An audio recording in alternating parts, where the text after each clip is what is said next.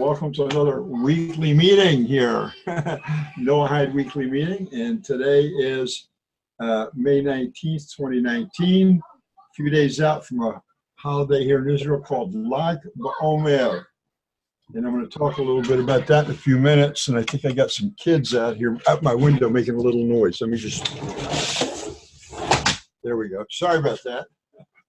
Welcome, everybody. We do this meeting as much as possible every single Sunday at 11 a.m. Eastern Time in the USA, 1800 for those in Europe, here in Israel, which is, for people who aren't familiar with the military time, 6 p.m.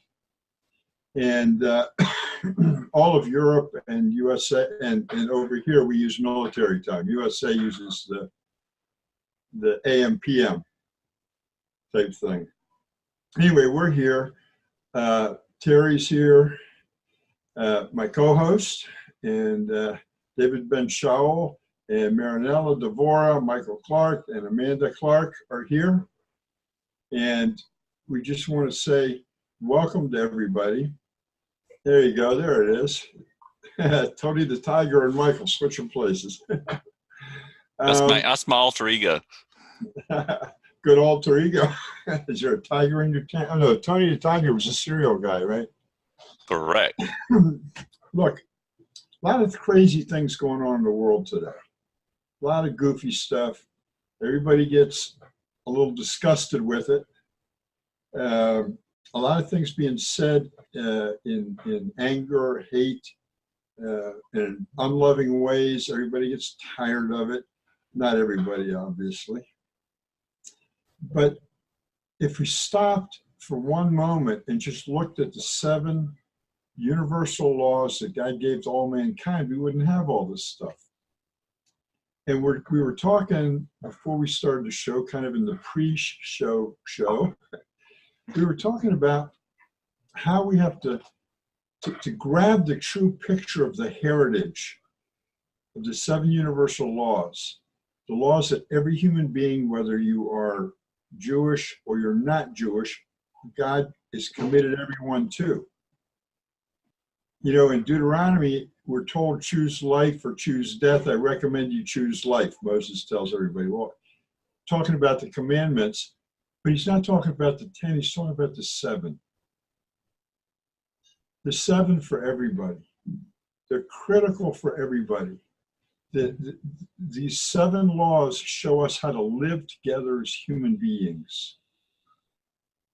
Now, God did appoint Israel to teach people how to do this, because we've had, the only reason is we've had this book for so long and the rest of the world just ignored it. And we spent about 3,300 years studying it. We have tens of thousands of volumes written on it. And they're not opinion. They are, some of it is opinions in court cases deciding how to do this commandment or that commandment or some little part of it. Others are when our Tanaim, our first group of sages, which is right after the Roman emperors, and I forget his name, but he killed Rabbi Akiva and a lot of other things, and they forbid us to talk about it and even study it.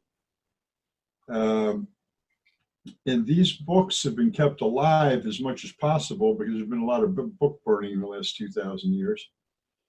And all the information we need to do the 7 universal laws is in them. Now, the people that are not Jewish, which is 99.8% of the world's population. Now think about this, 99.8% of the world's population. So if you wanted to have one Jewish person in a room, you gotta have 500 non-Jewish people in the room to fix the, did I get that right? There's 0.2% of a Jewish person for every 100 non-Jewish. So to get a whole Jewish person, you gotta have 500 non-Jewish people. Now, God created the world this way for a very specific reason. And he created teachers to teach people. Our God is a very, very loving God. and he wants everybody to join him on the next level of life.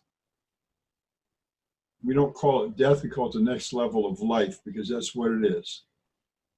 The Noahide background starts with Adam, and I've heard somebody call them the Adamites, that were up until the flood, because everybody came from Adam. After the flood, yes, Noah came from Adam, but everybody after the flood came from Noah. Whatever direction they went, they still came from Noah. You can't get away from it. That's the Jews too. All of us. We're all part of one huge family, mankind. The heritage of the non-Jewish people started with Adam. It came through Noah to the other side of the flood. And I'm repeating it for a very specific reason. I'll tell you what it is in just a second. After the flood, Shem and his grandson Eber set up the first yeshiva to teach these 7 universal laws to all mankind. And if you look up on a timeline, I'm not even going to tell you, you're going to have to go look it up. Shem lived a phenomenally long life. And he taught Abraham, and he taught Isaac, and he taught Jacob in the information that he had received through Adam, through Noah, and then he's passing it on and teaching people. Our 3, what we call our fathers, to the Jewish people call our fathers, because God had narrowed the line down. If you look and read very specifically during Genesis and Exodus, you'll see that the line of people, God focuses on a certain line, but a lot of the people are born, they go their various ways, but he focuses on a certain line of people. And he focused on Abraham and Enoch and Methuselah and Noah and Shem. These are the people God focused on because they were doing something for him because he asked them to. There's a communication there. This is what we call today the Noahide Heritage. And it was kept alive and taught, and it came to the other side of the flood. Then the Bible, the Tanakh, the 5 books of Moses focuses on Abraham, Isaac, and Jacob. And then, of course, the debut of Hashem, God in the world, when he split the Red Sea, so that everybody would know, yeah, here I am. It's like a big hello to everybody. Before that, it was kind of a private conversation with our people, but there were still people out there teaching the 7 universal laws that are required by all human beings. Abraham started getting a few more, and Isaac got a few more, and Jacob got a few more, and Moses got a whole bunch more to teach the Jewish people. They're not requirements for the people who are not Jewish. The people who are not Jewish, they have the 7 universal laws. Ours has been expanded, but he gave us, the Jew, the job, one job we were supposed to do that we've really messed up, is spreading this light with people and teaching them about it, and so that we can give, because God gives the Gentiles the ability to spread the Noahide code. We're just supposed to get them started. We're a place where they can ask questions. We can apply a place where we can show them history. But what happens is, and this we were talking about before we started the program, is we have grown up, I'm one of them, I'm a product of it, in a Western civilization that it criticizes everything. The first thing it does is tear something apart.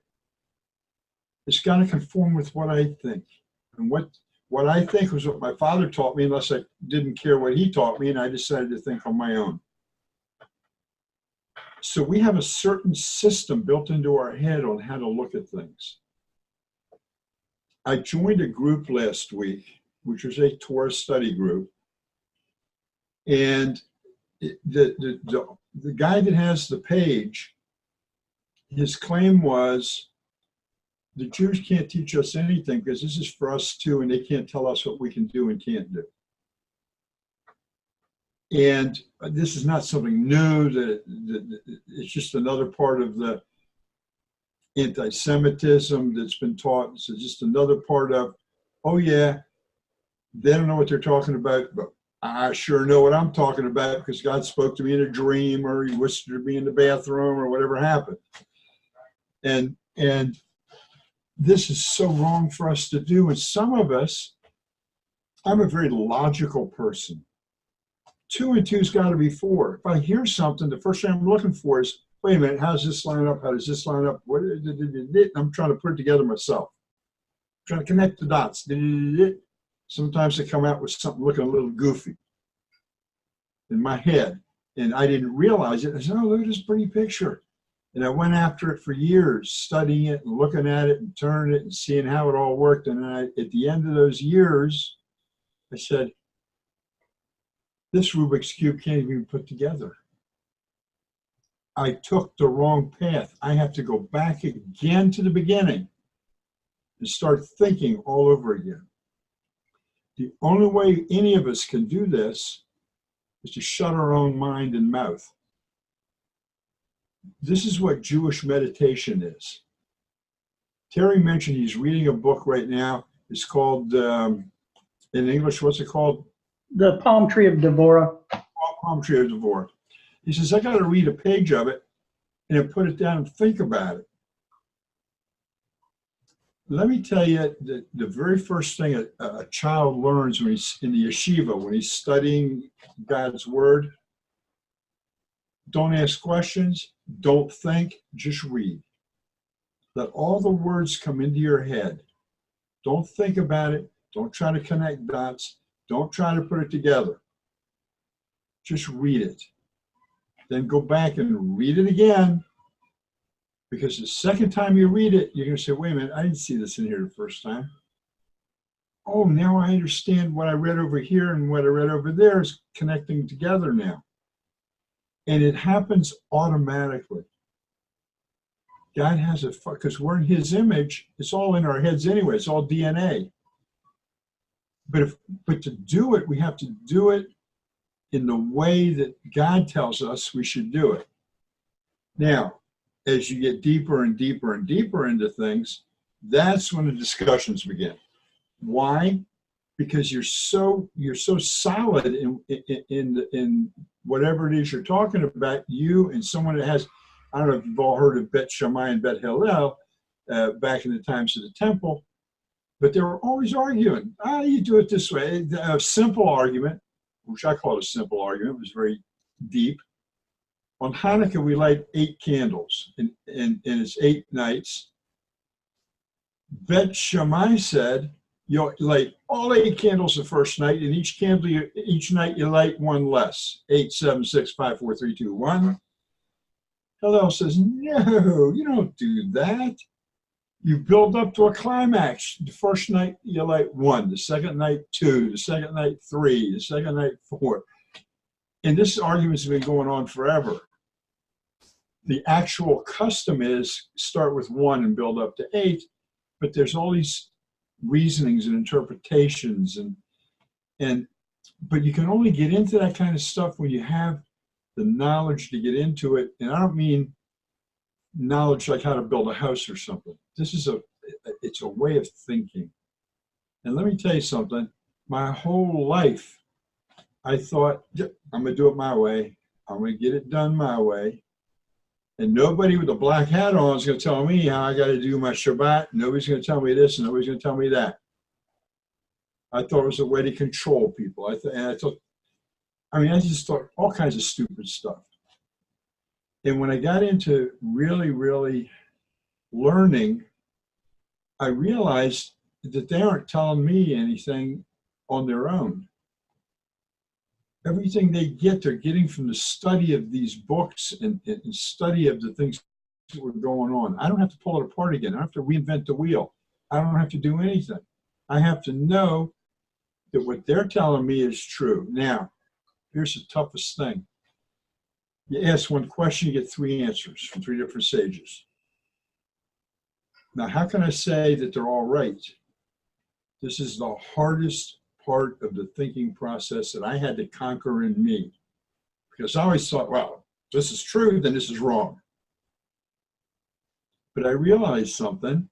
It doesn't make any difference which one of the three is right. They're all connected to Torah, and the result is the same anyway. So it doesn't make any difference to me. I don't have to choose one of the three. I just have to get, each one of them is giving me information how my mind can grow a little bit. I can become closer to God. And it's an amazing, amazing walk. And God gives these people information and makes them who they are so they can share that information with us. As an aside, 3 days from now is the 33rd day of the counting of the Omer. We count the Omer from Passover to Shavuot, which is the giving of the Torah. The Omer is actually when we left Egypt, we traveled 49 days to Mount Sinai. We count 49 days from the Passover until Shavuot, the receiving of the Torah, which is also an agricultural holiday, by the way. It's a lot of fun. And you only eat cheesecake and blueberry cheesecake and cherry cheesecake and all kinds of stuff made out of cheeses. It's a delicious holiday. But the point I'm making here is on the 33rd day of counting the Omer, we have a Tanah. Tanah means one of the greatest first sages. It was his death. His name is Rabbi Shimon Bar Yochai. Shimon Bar Yochai was a student of Rabbi Akiva. Rabbi Akiva was killed by, I wish I knew the Roman emperor's name. It was right after, wait a minute, I probably got it right here. Somewhere. Oh, well, doesn't make any difference. Here's what the story is, real shortly. Rabbi Akiva was one of the 5 sages that were taught from the father. Not, we call them Perkei Avot, the sayings of the fathers, but they were the first great court of the temple. And the Roman Hadrian was the guy's name. He decided that you couldn't teach Torah, you couldn't give these people anything. He didn't want them to become smarter. But Rabbi Akiva took Shimon Bar Yochai and kept teaching him. They got caught. It was a death penalty. Rabbi Shimon Bar Yochai escaped with one son, and they came to a mountain called Meron, which is right up the street from where we are here in Tzfat. Rabbi Akiva was captured, and he was actually skinned to death. They beat him. They had him on a pole. They stripped his flesh off. He died. The story is he died actually happy and saying Shema Yisrael, because he was so happy he was going to be with God. Now, Rabbi Shimon Bar Yochai and his son escaped from down by Jerusalem. Well, actually, it was in a place called Yavna, which is down near there. And they came up here to Mount Meron, which is, I don't know, but 3 miles from here, and hid in a cave. And they hid in this cave for 12 years. And they ate carobs and they ate, whatever they could get their hand on. I don't like to reference other people, but there's a talk about a guy that ate locusts and honey his whole life. Most people don't know that the locust was not bugs, it's the name of a plant. And the honey came from dates, not bees. And which is a very healthy diet, by the way. And so they were eating carob and they were eating like this. And they stayed inside for 12 years. And Rabbi Shimon Bar Yochai just studied and prayed and tuned himself. I mean, you're in a black cave. in the middle of nowhere. Like, that's like sensory deprivation, you know? I don't know if you guys know what that is. Most of you probably do. And he started receiving information from Hashem. He started receiving information that went into his mind, and he talked to his son. And after 12 years, they came out of the cave, and there was an incident which I don't remember exactly what it is. I got it here in this article, but they came out of the cave and saw something and went immediately back into the cave. They figured it wasn't time to come out into the public yet. Oh, yeah, okay.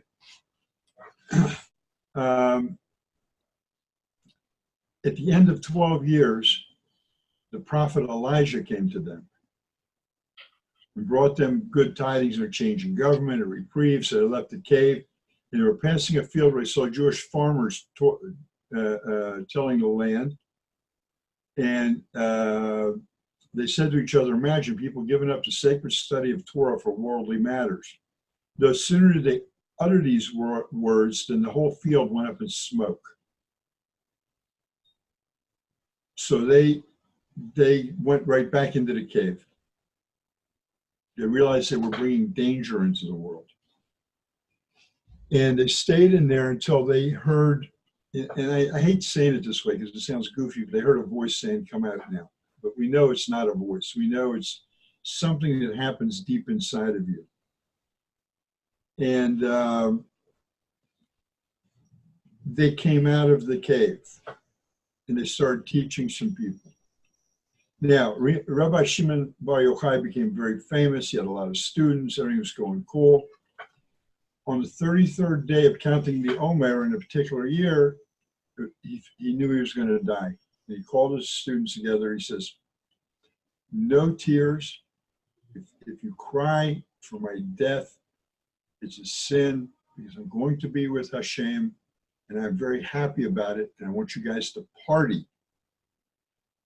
Light bonfires, roast meat, just party, have a good time.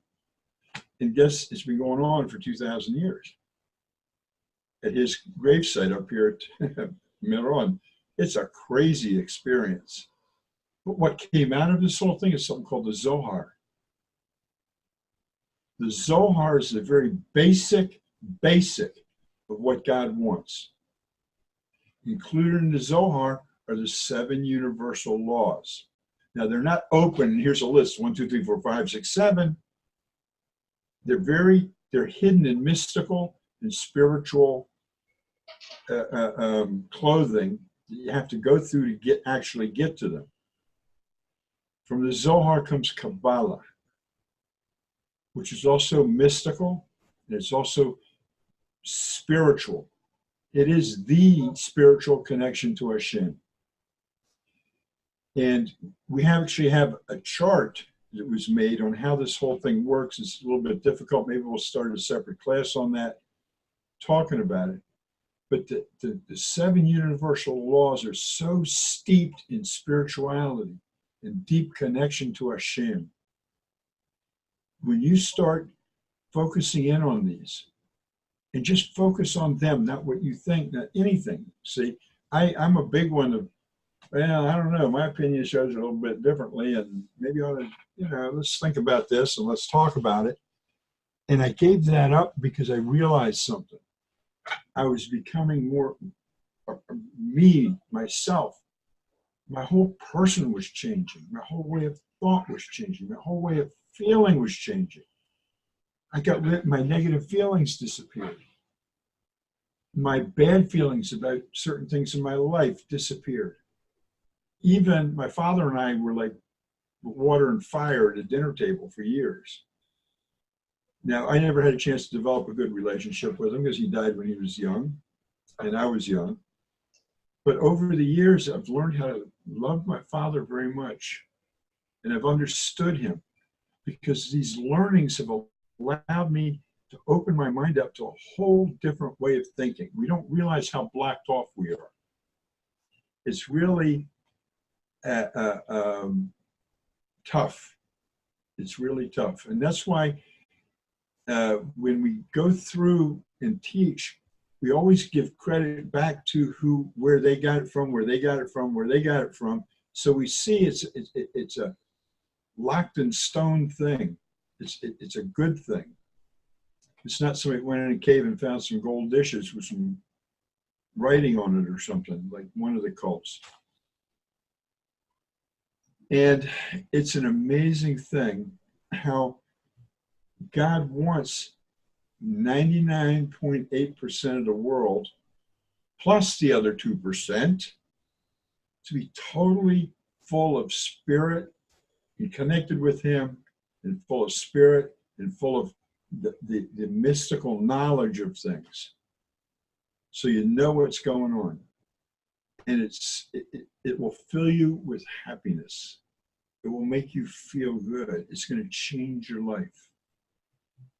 The hardest thing to do about it, I'm going to say it again, is our own way of thinking, because it's so ingrained in us from the time, we were listening to it when we were in our mother's wombs. We were hearing it inside. It's in us. And if you were born in another culture, then you learned a different way of thinking. See, and I'm not saying this to put anybody down, but the Americans that deal with the Arabs and the Palestinians, they think that those people think the same way they do, the Americans and the Western people, and they don't. They have a different way of thinking altogether. And then the Iranians have a different way of thinking altogether. And when you watch the interaction between them and the rest of the world, you can spot, oh yeah, I know how he thinks. And the Persian, oh yeah, I know how he thinks. And believe you me, they look at the Americans and say, ha ha ha, they really think we think that way? We're going to show them. I've been living with this since 1965, so I know all the ins and outs of it. I'm not trying to be putting anybody down. This is just the way it is. The cultures think the way the cultures are. And none of them think the same. The biggest group of people that think the same in the world right now is probably USA and all the Christians. Even though they got 47,000 denominations, they still all think the same way. And we got it. We got taught it in school. So when we're gonna get into how to get this change in you, and so you can help change someone else. You can fix the world. And I've met people, and Terry, who we met, I don't know how long ago, it seems like forever, but how long has it been, Terry? 6 months, something like that? So, yeah, it's been a few months. Yeah. Terry has got a way of thinking, but he spent 6 years in deep water with the Jews because he thought, well, maybe I should convert to get close to God. And then realized, wait a minute, what am I doing? I'm going to be me, the way God created me. And that's the best thing anybody can do. Just be you the way God created you, but the way God created you, not how your society molded you. Right on. So what you have to do is learn from God what He wants, but you can't just open up books and read it. I read a post somebody said today, thank goodness for education and us being able to read all this stuff. But let me tell you, that's not it. You can read it, but unless you have a guide through it, you're going to start using your own conclusions and your own ideas. And what that does is separate you from God. It doesn't bring you closer to God. You can go to all these different academies and spend money and get these certificates that you're a righteous Noahide or whatever they call the different things. That's good. You have knowledge, head knowledge. But what about the rest of you? Head knowledge isn't the real you. Head knowledge is, yeah, I can count to 10. Wow. How did that change you? You change it in any way? If you went 1, 2, 3, 4, 5, 6, 7, whoops, 7th day Shabbat, 7 days in a week, 8, whoop, what does 8 mean? Whenever God uses it, it means eternity. I'm sure if you take the letter 8 and put it on its side, what do you get? The symbol for infinity. So you learn it's not 1, 2, 3, 4, 5, 6, 7, 8, 9, 10 fingers. You start realizing there's a meaning behind every single thing that is created. The 1 finger, and the 2, and the 3, and the 4, and the 5, and the 6, and the 7. Big meaning in number 7. And 8 takes you. That's why a Jewish boy is circumcised on the 8th day, by the way. 2 things happen. That's why we have to leave an animal with its mother 8 days minimum. The first 7 days is physical. And there are hormones being released in his body and things that make him healthier. The 8th day, that the animal or the boys come over to the closest point he can be with God at that point. From the 8th day on, an animal may be sacrificed if it's perfect. And that's when the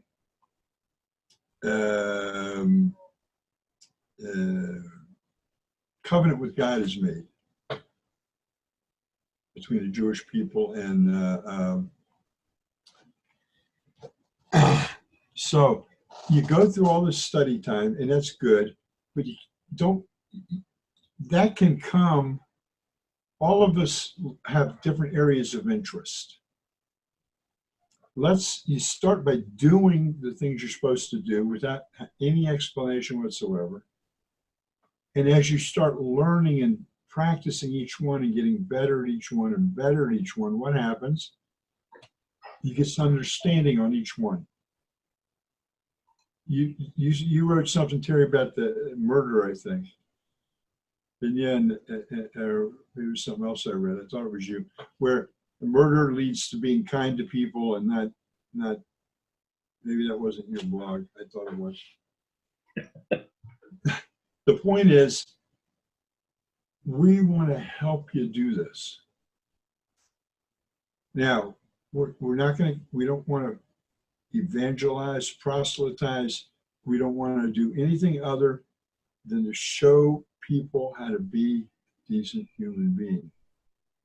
Now, I've been in blogs where they got so tied up in whether the flood was a total world flood or the total was a partial world flood, they lost sight of everything about God. God tells us what the flood was. Okay, here's what it was. We just accept it. What difference does it make if it flooded 50% of the world, 80% of the world, 72% of the world? Who cares? This is what God told us it is, and so we accept it. I'm going to throw something else at it. When Adam and Eve were created, the first Homo sapiens, so to speak, Cain had a problem. Cain was cast out. Where did he go? He went to the east. He went to the land of Nod. Well, who are those people? Wait a minute. So I had one person tell me, well, Adam and Eve had a whole bunch of kids first. I said, okay, whatever. But we know that there were people there before Adam and Eve was created. We were created by God for a very special thing to do, to take care of his world. And we've been arguing and fighting and scrapping about it ever since. But Baruch Hashem, thank God, we're coming down to the end of that. And people are waking up.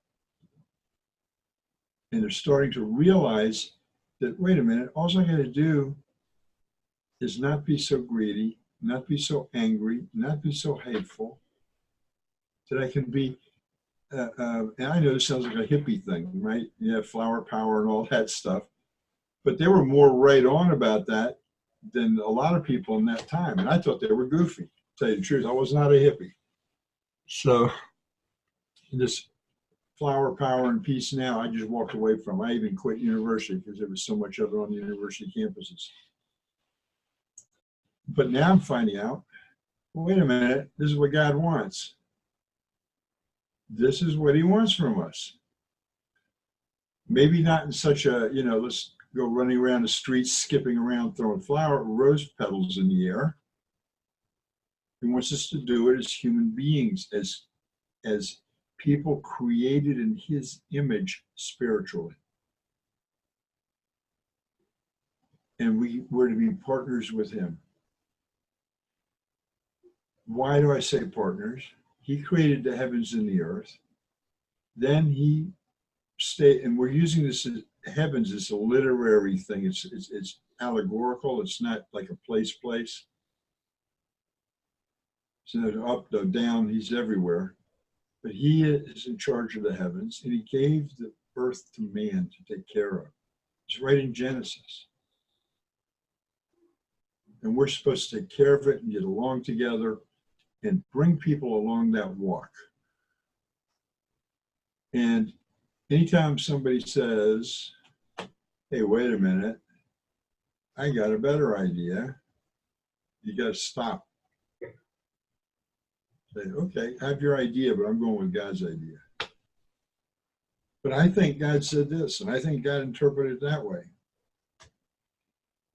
You can't argue with 3,300 years of studying God and Torah.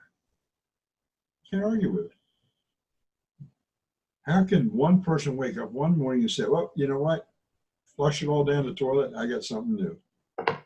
That's like, today, I call the people the Johnny come latelys that are coming out of their colleges and all of this stuff, and they want to tear down this statue, or they want to change this. They just woke up.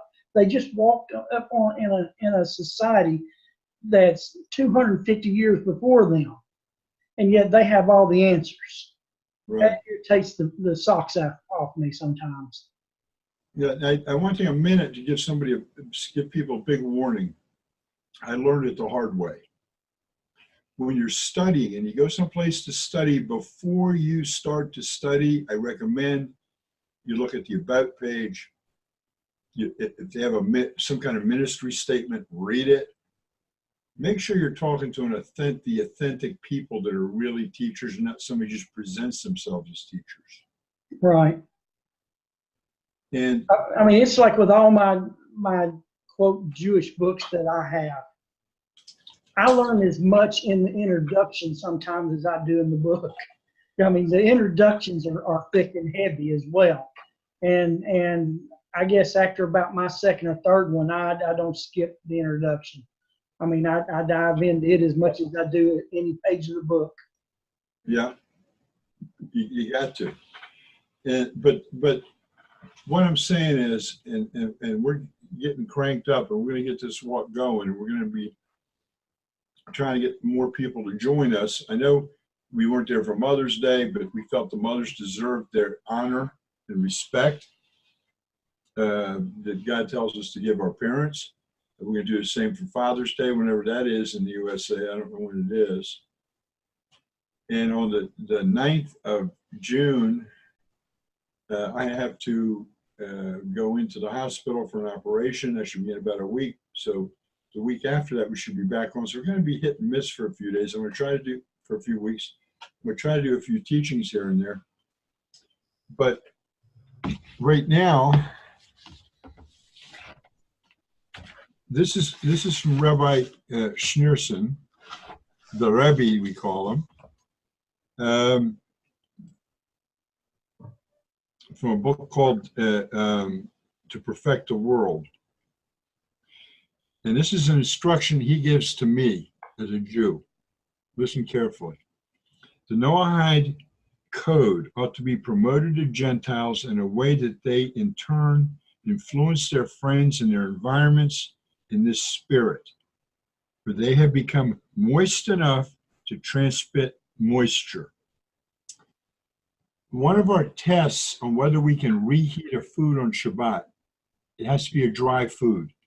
So you touch the food, and then you touch your finger with your thumb. If no moisture is transmitted, then it's dry enough. Here he's saying it's enough to call out, moist enough to transmit moisture, which means the Noahides become moist enough that if I touch him, I know he can transfer it back to me, the information. But one should bring others, Gentiles included, to proclaim this as well. The creator of the universe commands the Gentiles to adhere to the Noahide code and influence those in his environment to abide by it. So he has surely endowed him with the ability to accomplish this. The Rebbe's saying, God wants you to do it. You got the ability to do it. Do it. Don't think you don't have the ability. It only depends on your willpower and upon your feeling desire to make use of this position of influence to the maximum. You are becoming karov l'Hashem. You're getting close to God. And you can transmit this and you can move it to other people. You don't, not like, you run down the street saying, oh, I accepted J-Man and oh, I'm saved and this kind of stuff, or you see them in movies that they're kind of freaky. No, that's not the way. The true task, mission, and source of happiness of Gentiles on this earth, although officially they may have many various other roles, is that they use their positions of influence whenever possible to influence others to adhere to the Noahide code. This civilizes society and thus ensures peace in the city, the state, and the entire world. What a wonderful power to have to use to help people. Thus, even during the exile's end, in other words, when the Jews are called back, peace can already be accomplished in the world, one in which Gentiles assist one another in all areas related to maintaining a civilized society. This is deep stuff. This is heavy. This is the you want peace on earth? Oh God, please do peace on earth. And he's saying, oh guys, do it. You see, he wants all of us together to do it.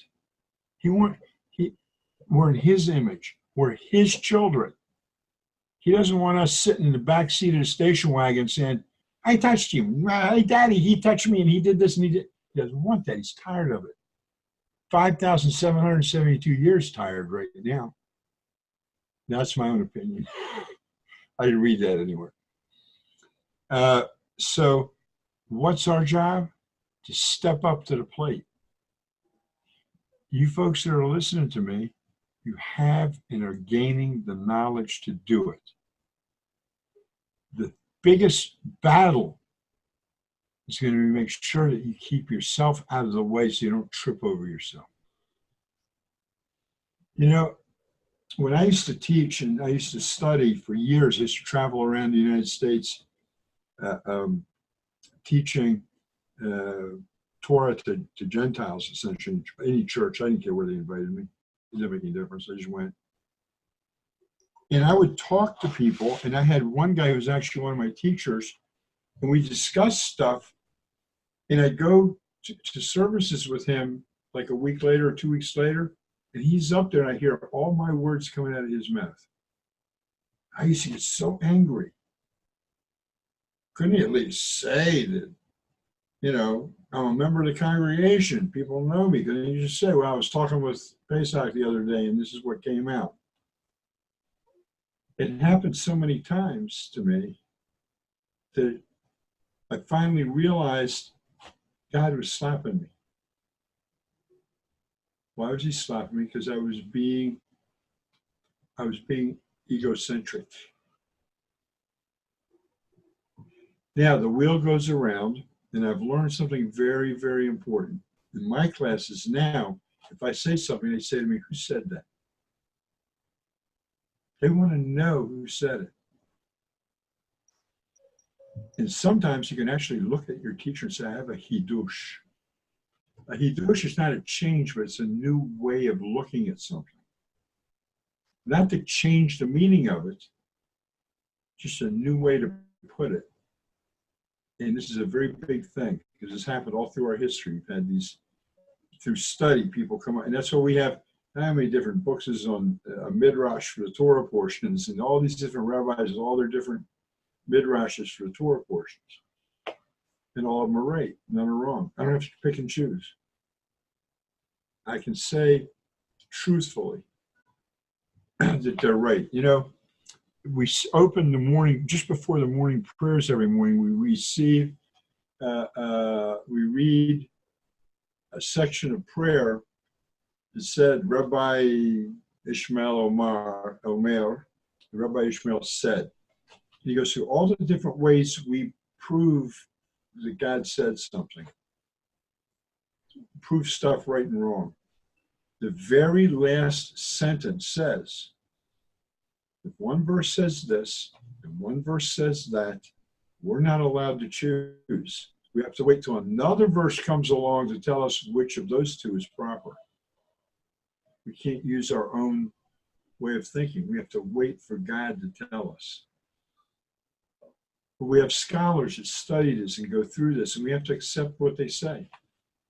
I'm not smart enough to, everything you're hearing from me, I'm not smart enough to think all this stuff up.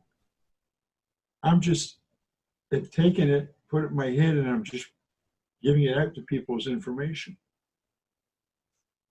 And if Bezrat Hashem, with the help of God, and I know it's going to happen, if enough of us can get together and go in the right direction, if enough of us can get together and show a unity that people don't see someplace else, and I'm talking about Jew and Gentile together, I'm talking about learning Torah, I'm talking about you guys in the end being able to go out there and teach Gentile to Gentile. Believe me, I'd much rather hear from you guys. I'd much rather hear from you guys than from me. But what happens is if you go off, or anybody goes off in a little bit different direction, then you get followers. Then you're taking them along with you, and we're not supposed to do that. Now, let me clarify. I talked about Rabbi Hillel and Rabbi Shammai, the two different schools of thought back in the day. What was the difference between the two schools of thought? It wasn't about whether we should do something or shouldn't do something. It was about how strict we should be in doing it. Rabbi Shammai was, oh man, he's a strict of the strict of the strict. Rabbi Hillel was, oh, come on now, give him a break. Let's do it a little bit easier. But they're not talking about not doing something. They're talking about how hard or how lenient you're going to be about things. And how many days I sit in class learning halakha, which is exactly what we're supposed to do everything. And you sit there and the teacher says, well, Rabbi so-and-so says, this is what you're supposed to do, A, B, C, D, E.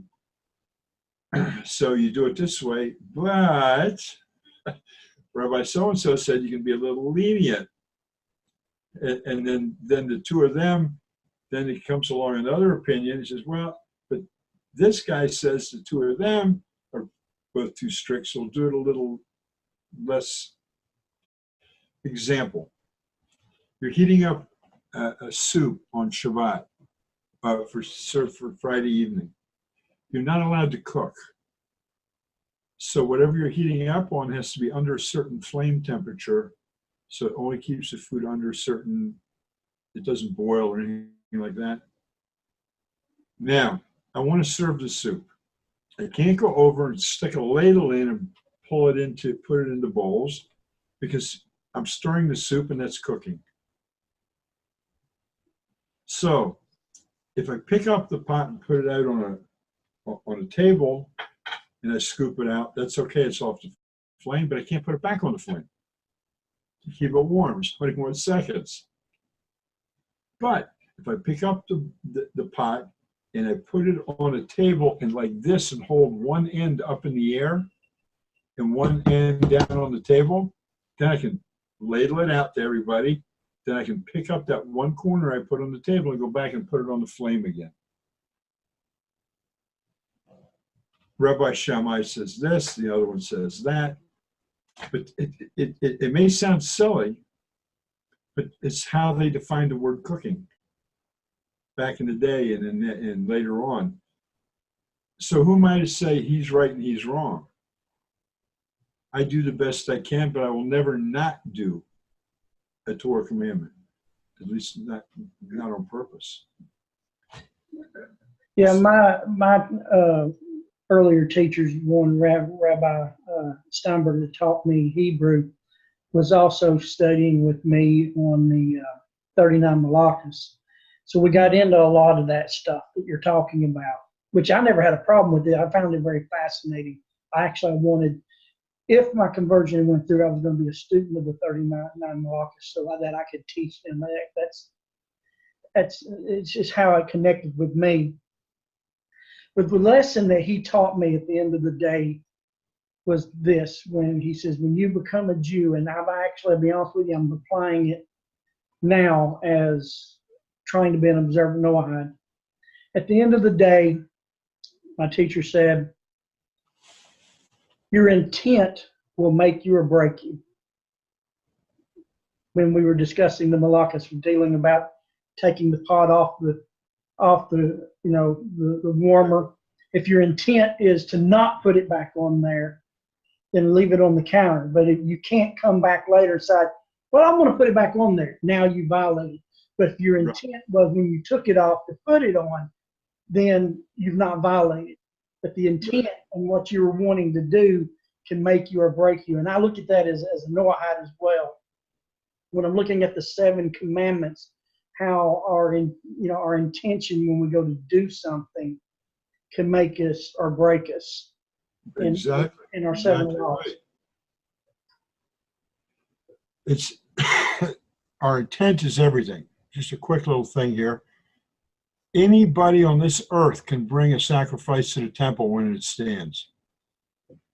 It doesn't say idol worshipers can't do it. It doesn't say anybody can't do it. Jew can do it. Gentile can do it. Idol worshiper can do it. Anybody. There's a limit on what you can sacrifice depending on where you like an idol worshiper can only sacrifice fowl, the doves.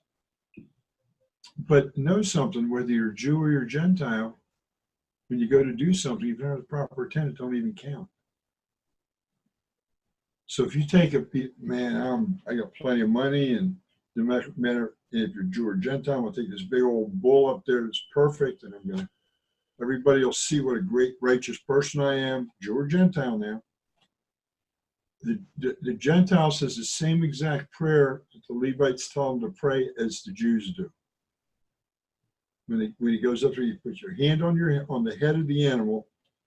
You have to hold the head while they're doing the sacrifice and collecting the blood and doing all that stuff. But if that person is standing there thinking, well, everybody's going to see what a great person I am, and I give this big old bull, and they're going to think I'm a good person, you think that sacrifice and that blood meant one thing to God? Not a shot. For the way you just put that, those have not you have to be a part of a synagogue service on Shabbos. That same principle right there can apply to an aliyah. When you go up and you read the bracha before reading the Torah. Yeah. And then of course the other guy, he's reading the Torah itself. But if you go up there and you do your part of the aliyah with the wrong intent, then that messes the whole system up, really. Well, it more particular, it messes up any blessing you would have gotten. Right. That's what I was trying to say, because it's almost like the way you were describing, coming up and reciting the bracha that the Levite had you do is almost like the same thing as an aliyah coming up and doing the reading of your part of the Torah portion. And you've got to say this certain thing that's exactly the way it's supposed to be. But if you're in mind is, look at me, I'm up here, I'm standing before the Torah, I'm up here next to, the rabbi or whatever, that can mess things up. Absolutely. That's the whole idea of the synagogue, the Bet Knesset. It's a miniature, actually, it's a miniature Bet HaMikdash. That's why you have a place where you read the Torah that's in front of the Ark.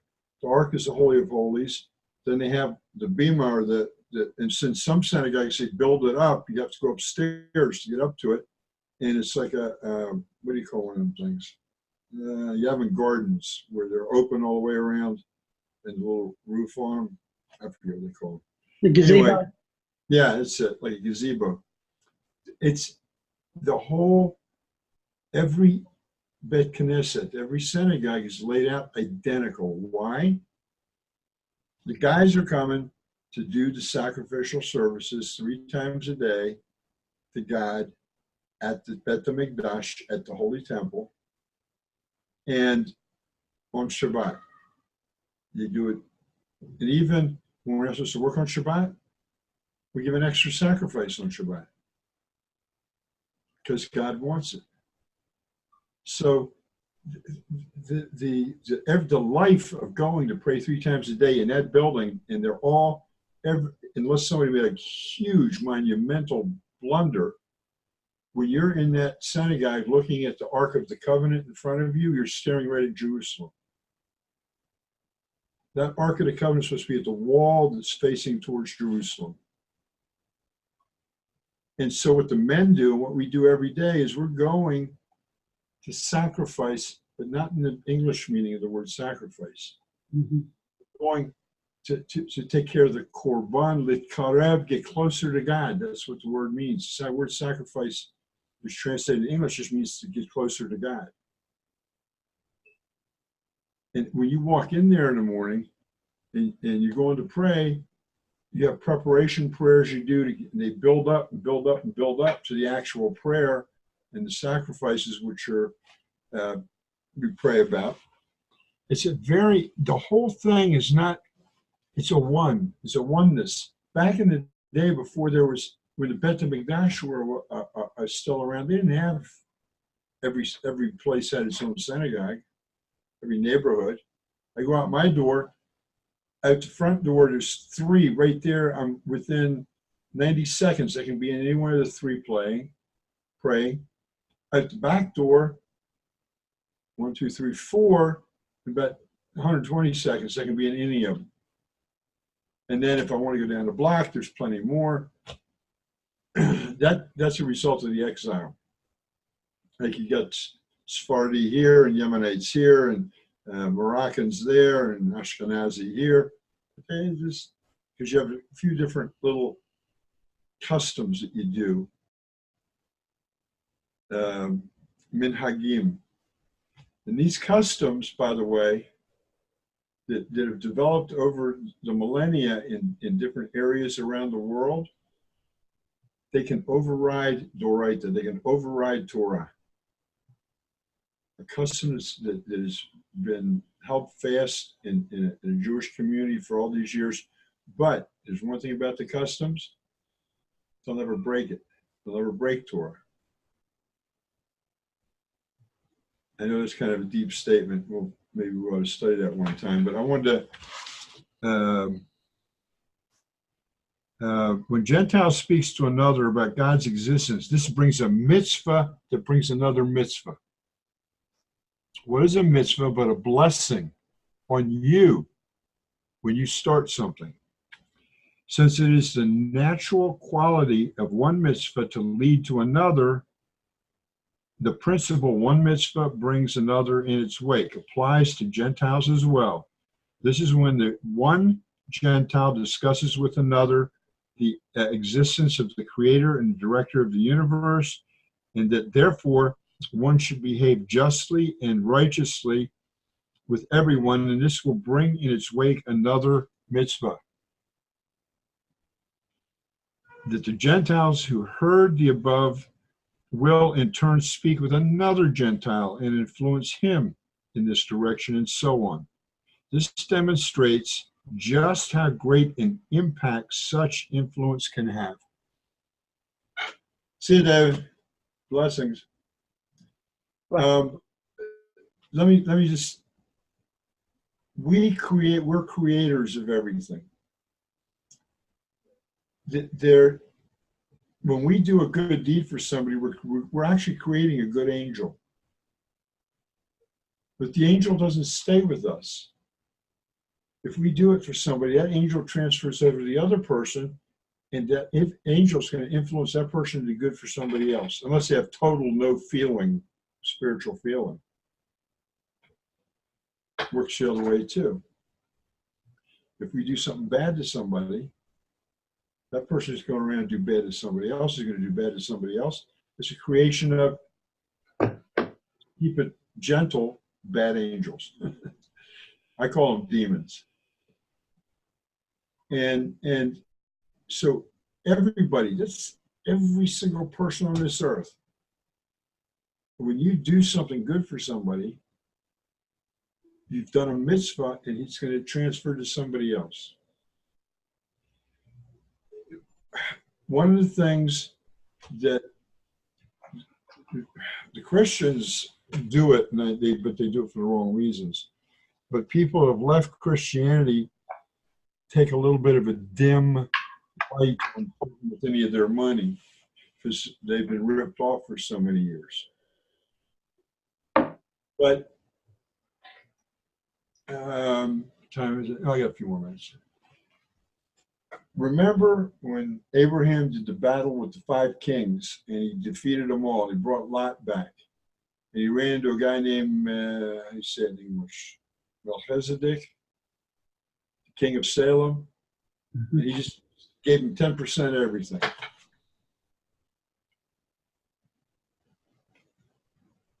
Melchizedek, by the way, was Shem. So it's not like they didn't know each other. It's just so you know. And Shem met him with bread and water, which is the proper greeting. Bread and wine, which is proper greeting.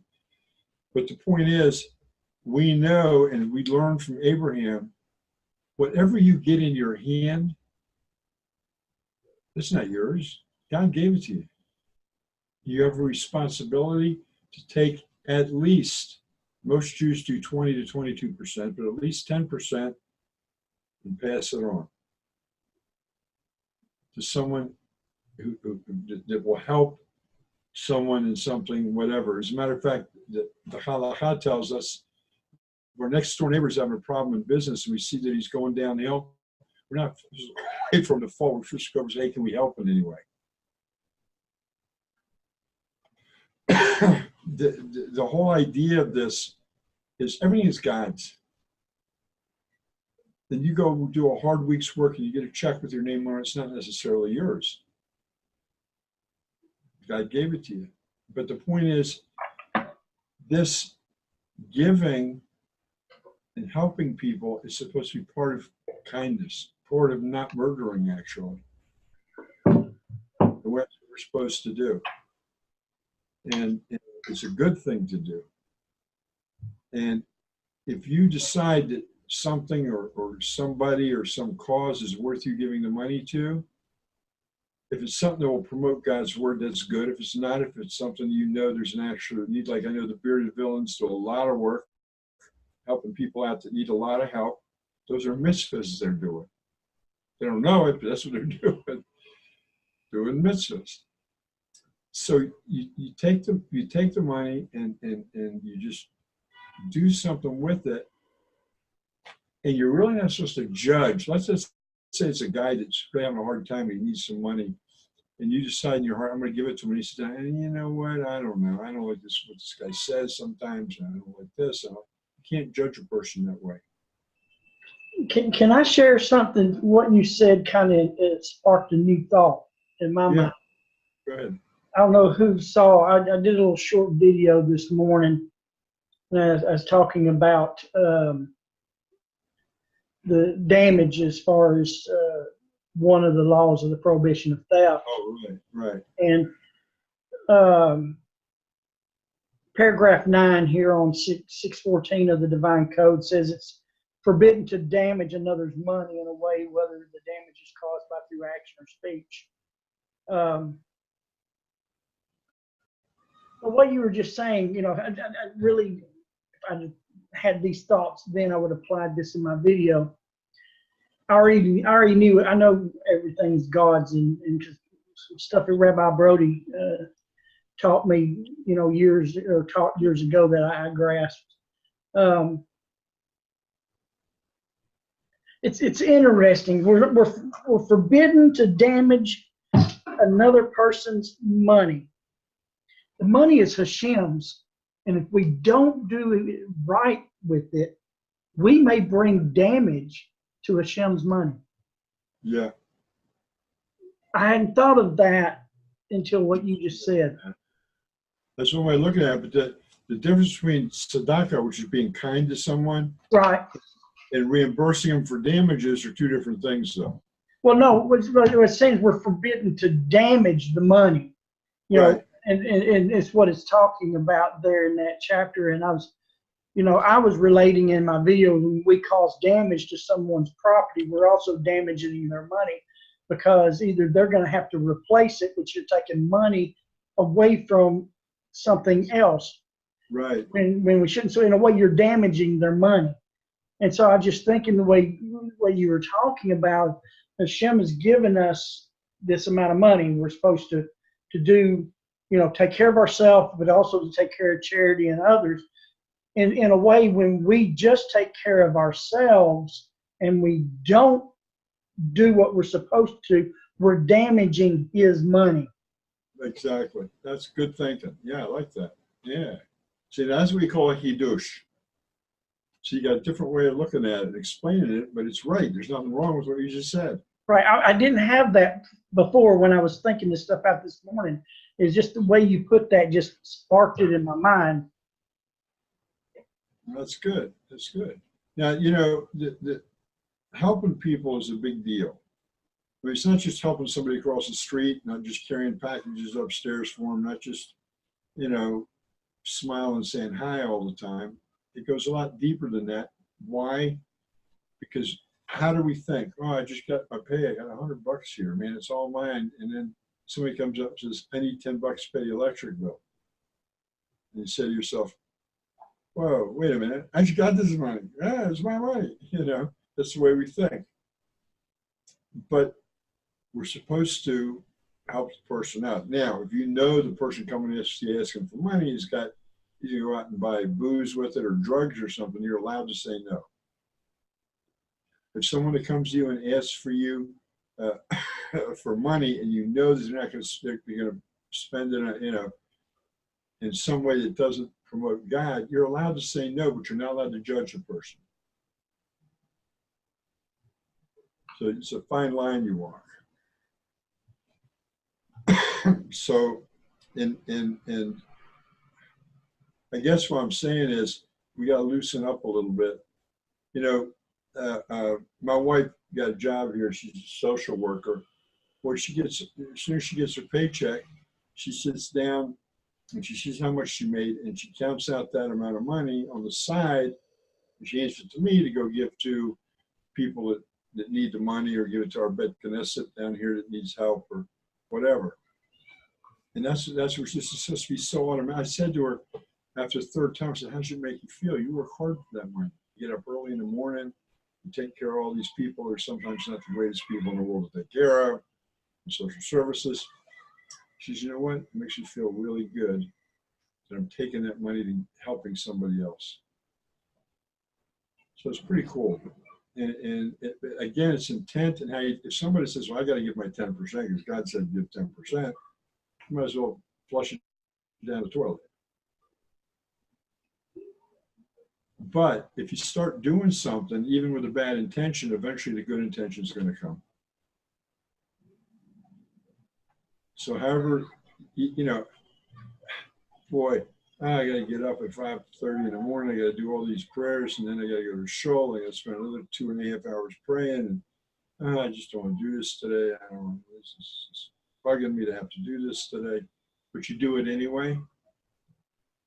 Look, all you guys have been in places, and women have been in places where you go and you're hearing somebody speak, And you're looking at your watch, how long is this going to take? I don't like, wow, I came to hear this, but I didn't, it's taking too long. And time seems to stand still. But when you go again to listen to the teaching, time might not stand still so much. I mean, I found it with myself in praying and to Shaul. I just, in the beginning, I was just I had to keep up with everybody. Everybody's going in there in Hebrew, and I haven't used my Hebrew that way in a long time, and I'm trying to get caught up. And the other day, I was so deep into it that the rabbi came up and wanted me to open the ark for the coming out of the Torah. It actually startled me when he put his hand on my shoulder, on his hand on my hand. Because at one time I was saying, oh, how long is this going to last? And here I am so deep into it that I got startled when somebody came up beside me. I said, wow, what a change that was. Yeah, I was saying it to make myself look good. I'm saying we all go through the same thing. I'm just giving an example. Just give it a chance. It's going to be okay. God, we told God at Mount Sinai, yes, we'll do it, then we'll learn. This is what you got to say to God about it, the whole experience you're going through. Yes, I'm going to go do it. And as you start doing it, even if you think you shouldn't be doing it, do it. And then as it becomes easier, you do it again, it's a little easier. Then you can say, well, wait a minute, I'm doing it now. Okay, I don't mind doing it now, but what does this mean? Where do I find this? How does it become deeper? How does it become more spiritual? That's the time to start asking those questions, not before. I can tell where someone is in their walk by the questions they ask me. And sometimes people really surprise me about how deep along they are in their understanding. And other people are just like, wait a minute, where's this person? All of a sudden I thought they're over here, they're way over here. And I also do something else. This is one of my hard, fast rules. I never answer a question that wasn't asked. What does that mean? The person asks you a question, you start talking to them, and then you say, well, I want to link this in and link this in. And all of a sudden, you're doing a teaching. You're not answering a question. If a person asks you a question, answer that specific question and don't add anything to it. If they don't know what question to ask, they're not going to know how to use the words you give them. It's really important. It's one of the biggest things you're going to learn about it. Then, if you do that also, people aren't going to think, oh, I don't want to ask him a question because he's always getting freaky about it and telling me all this other stuff. So anyway, there was one more thing I wanted to read here, and then we'll jump out of here.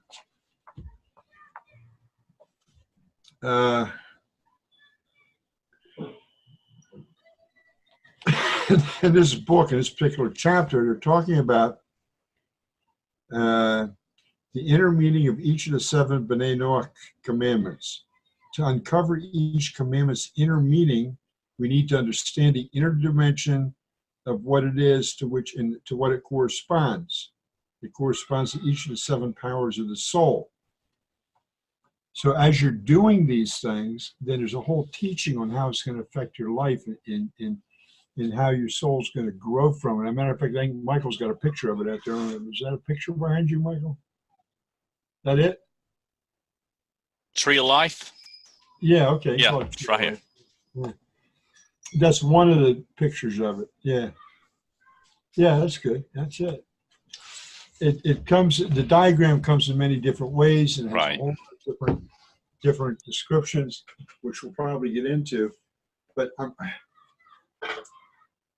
man, I try so hard to get everybody excited about staying on focus. And don't worry about what somebody else is doing. And don't worry that God said, okay, these guys are the priests over here, learn from them. Just learn. You need professors in universities. How are you going to learn anything in schools? You need teachers. You need people who have been studying this thing for 3,300 years. Accept it. And don't come and tell them, well, yeah, okay, but you guys are bad guys and you've been replaced and here's what we think. And the 10 Commandments for us and stuff like that. You don't need that. It's not part of God's plan. Wow. I got a little preachy, didn't I?